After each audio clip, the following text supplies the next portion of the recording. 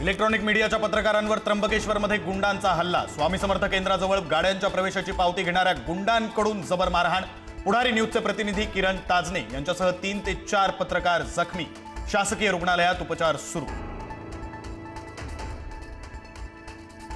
मंत्री अतुल सावेंच्या गाडीवर दगडफेक। संभाजीनगरच्या पुंडलिक नगरमध्ये कार्यालयाबाहेर दगडफेक। आरोपी तरुण पोलिसांच्या ताब्यात।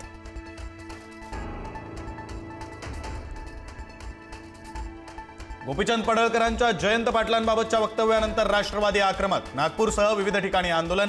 पडळकरांविरोधात घोषणाबाजी। आमदार राजेश मोरे यांची राऊतांना घरात घुसून मारण्याची धमकी। तर राजेश मोरेंविरोधात ठाकरेंची शिवसेना आक्रमक। कोण राजेश मोरे? अशा गद्दारांच्या वल्गना आम्ही खूप पाहिल्यात। राऊतांचं प्रत्युत्तर।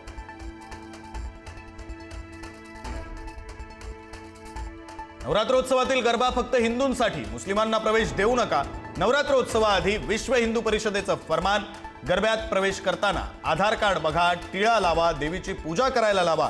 गरबा आयोजकांना सूचना।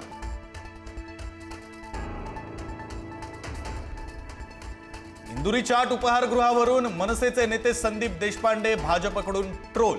हॉटेलमध्ये मराठी आचारी नाही आणि मराठी महापौर करण्याच्या गप्पा। भाजपचा हल्लाबोल। जामखेडच्या आमसभेत आमदार रोहित पवार अधिकाऱ्यांवर संतापले। तक्रारी करूनही खराब रस्ता दुरुस्त न केल्यानं ठेकेदाराला झापलं। आतापर्यंत गोट्या खेळत होतात का? हा तुमच्या बापाचा पैसा नाही, रोहित पवारांनी सुनावलं।